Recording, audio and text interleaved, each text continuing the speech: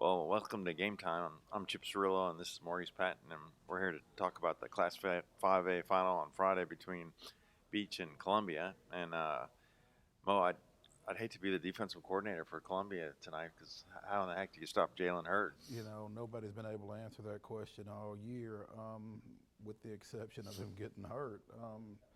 He's had a phenomenal season this year. He's one of three guys going into Cookville this week with a chance at the single season rushing record that's not been around for very long.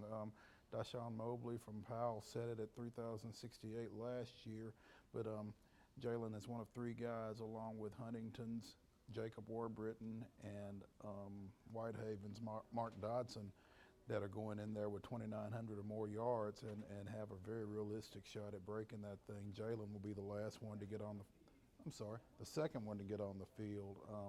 Warburton plays in the early game on Friday, Dodson in the late game on Saturday, but again, he's a load, and he's going to get the ball if you're getting ready to play Beach. So that'll be Columbia's biggest challenge, I'm sure, is trying to slow him down on defense. Yeah, I was talking to Malik Hall, one of the Columbia's linebackers, and he said they're going to just try to be really physical and pound them as much as they can. But then when you think about it, I mean, Jalen is 6'3", 208, and he's a pretty physical guy himself. So it's easy to say that, but pretty tough to execute. And at the same time, you can't get too wrapped up in trying to stop him, even for all the numbers that he's put up, because here in the later part of the season, they've added Dorian Carter to the mix as well, and he's been really effective for him in the running game as well. And Lincoln Knitzer has executed when they have thrown the ball. So while Jalen has put up all the numbers, they're far from a one-dimensional offense. And with the wing T, they've got a lot of ways they can go. Even if it is Jalen, he's going to get it, but you don't necessarily know where he's going to get it. They can pound it up inside. They can try to get him out on the corner. He's been a good receiver for him as well. So even if he's got the ball, you don't necessarily know where he's going to have it. And then, like I said, with Carter in the mix the last few weeks, and with Knitzer running things, they are. If you just go in there looking to stop Jalen, you're making for a long night anyway.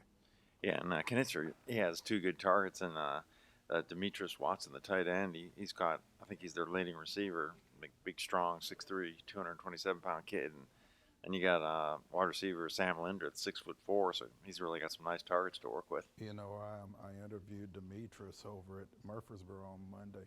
The kid's huge. And to think, he's played strong safety for him as well. He's even bigger than Jalen. So they've got some specimens over there. At the same time, I really like Columbia, particularly on offense, and from the fact that this is a lot of the guys that are vital to this team were sophomores on that team that won in 2010. They were freshmen on the team that lost to Beach in the 2009 finals. So you've got a team that's got some experience and got some experience on the big stage in the big moment. Matthew Markham at quarterback, Dre Hall at receiver, Chris Harris at tailback. So you've got some guys that have been in some big games and have responded. So I think this is really an intriguing ball game. And Columbia, for everything that Beach's offense has done, Columbia's been able to score some points this season as well. Might be the best game of the weekend. Yeah, Matt Markham, he can throw the ball well, and about half of his completions were to Dre Hall, and those two are a really good 1-2 combo. And I think Columbia's kind of embracing the underdog role because second game of the year they lost to Dixon 28-zip, and the kids were joking around how even their classmates were writing them off at that point.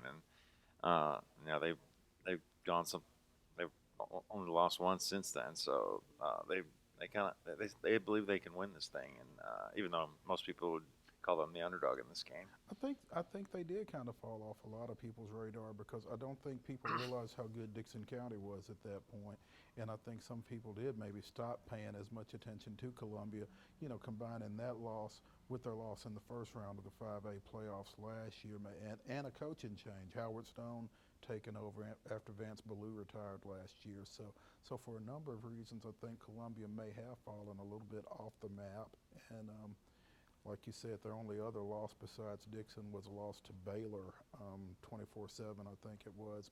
But besides that, they've really put up some points and played really well. And I'm glad they're embracing the underdog role because I'd say that that's firmly where they are right now. But it's not like an underdog can't win this thing either.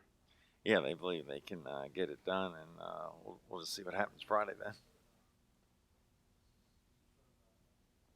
That's I believe that's going to wrap us up. And be sure and check us out at GameTime. I think we're TN GameTime on Twitter.